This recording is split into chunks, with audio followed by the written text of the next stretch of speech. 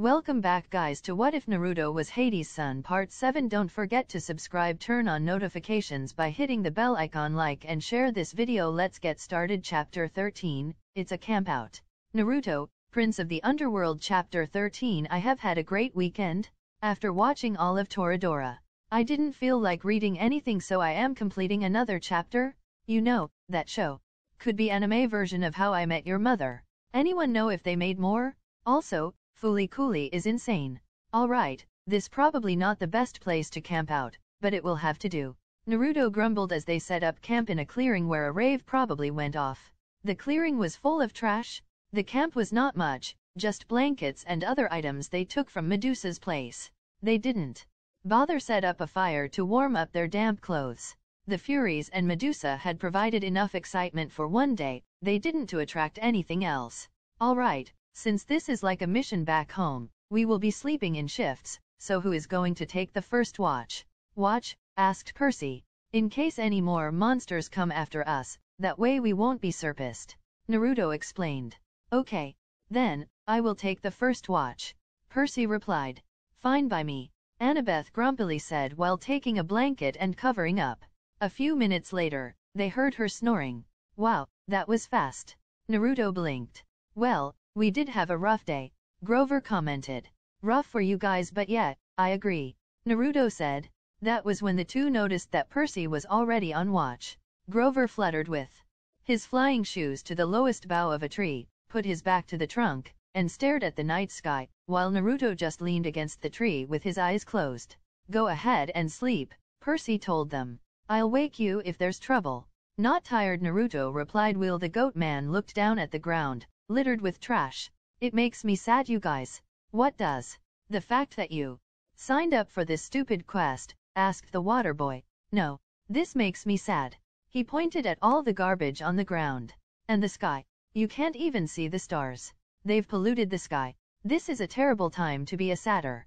Oh, yeah, I guess you'd be an environmentalist. He glared at me. Only a human wouldn't be. Your species is clogging up the world so fast. Never mind. It's useless to lecture a human. At the rate things are going, I'll never find Pam, like the cooking spray. Ha, Naruto laughed. That is a good one, but you should know who he is talking about. Naruto paused, and after a few seconds of not getting a response he sighed and said, Pan, god of the wild places. Yeah, him. That is why I need to get a searcher's license. That way, I will be able to search for him, like my dad and Uncle Ferdinand. Yeah, what happened to him? I slept during that lecture. All I know is that he was the god of wild places. Naruto confessed while scratching the back of his head. The god of wild places disappeared 2,000 years ago, he told them. A sailor off the coast of Ephesos heard a mysterious voice crying out from the shore, tell them that the great god Pan has died. When humans heard the news, they believed it. They've been pillaging Pan's kingdom ever since. But for the satyrs, Pan was our lord and master. He protected us and the wild places of the earth. We refuse to believe that he died. In every generation, the bravest satyrs pledge their lives to finding Pan. They search the earth, exploring all the wildest places, hoping to find where he is hidden, and wake him from his sleep.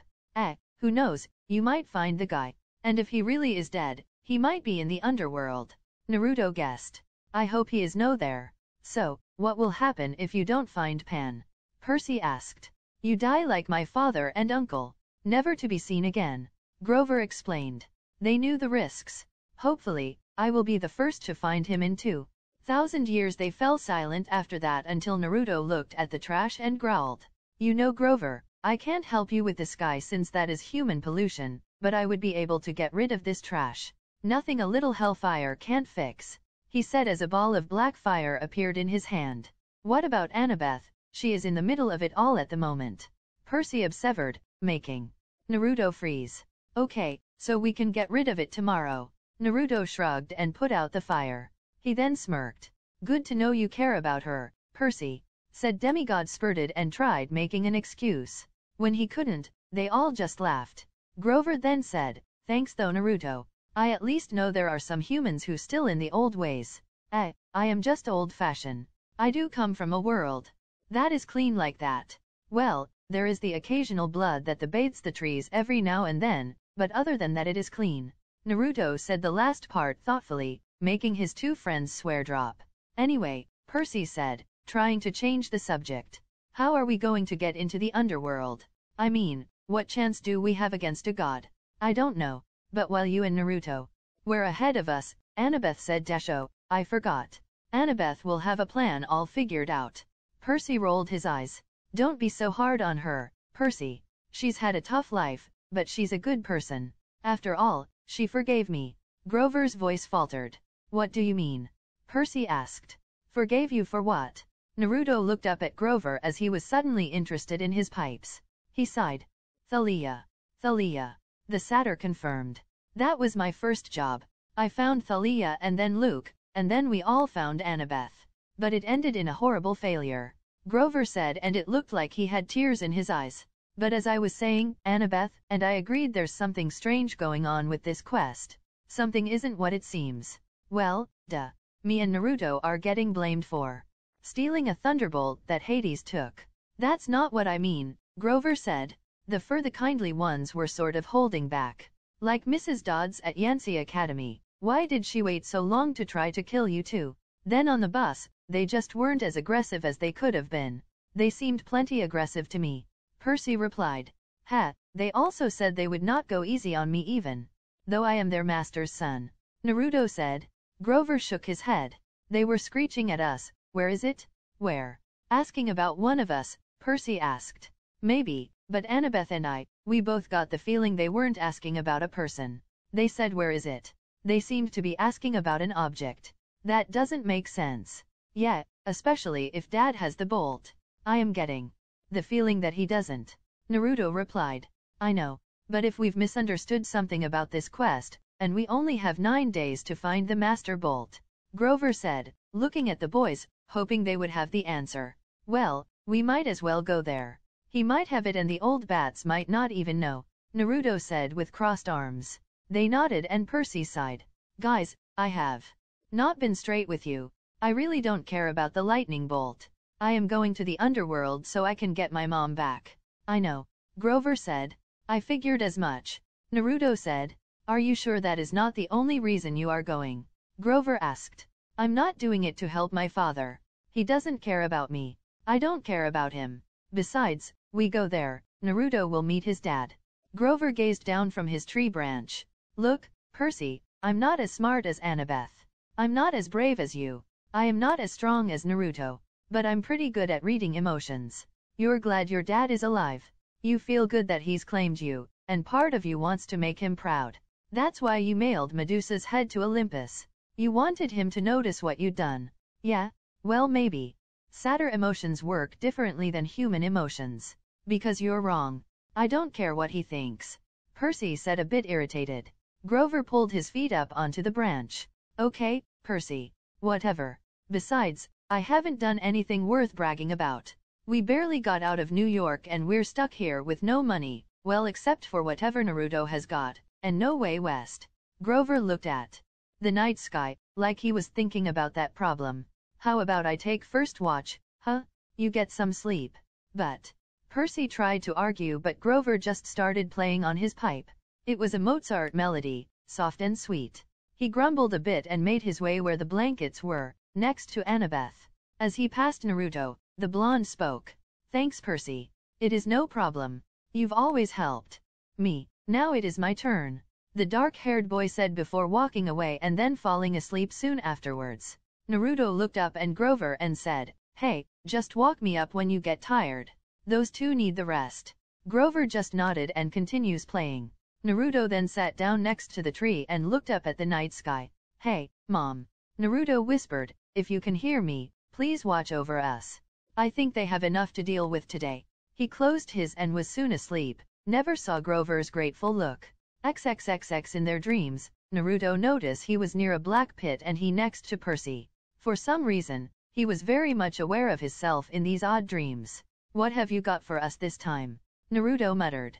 The duo looked around before they saw gray mist creatures churned all around them, whispering rags of smoke that they somehow knew were the spirits of the dead.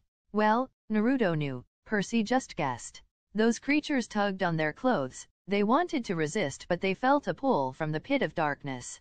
Naruto looked down and knew it was bottomless. So, that is where Gramps Obits is sealed. Funny, he thought.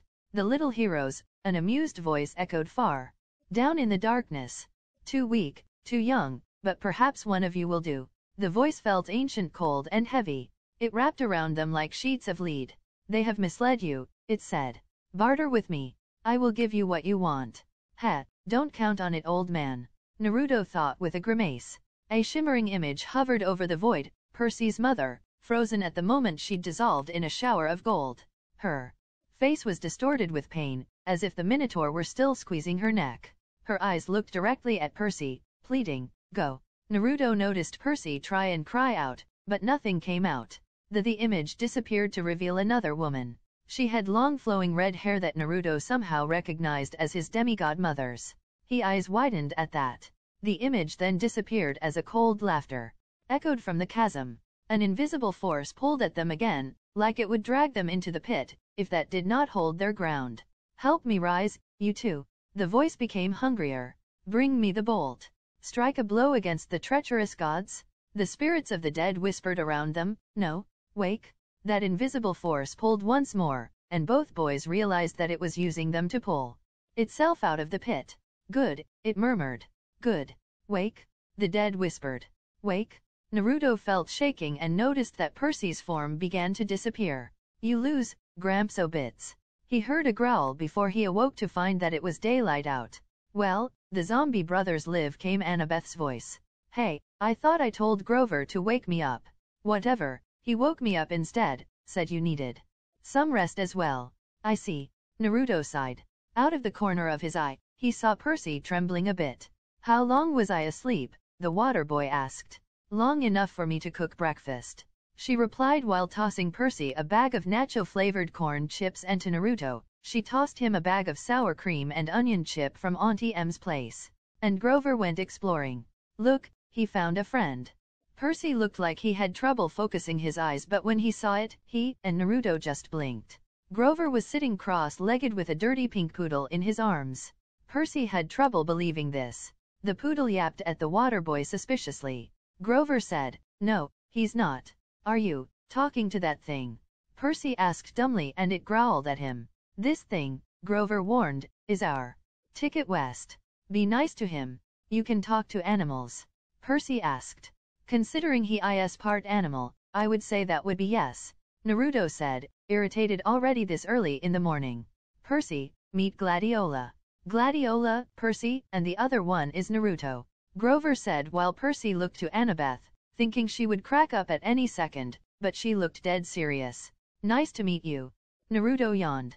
The poodle barked once again, making Grover chuckle. Yes, I do suppose he smells like a fox.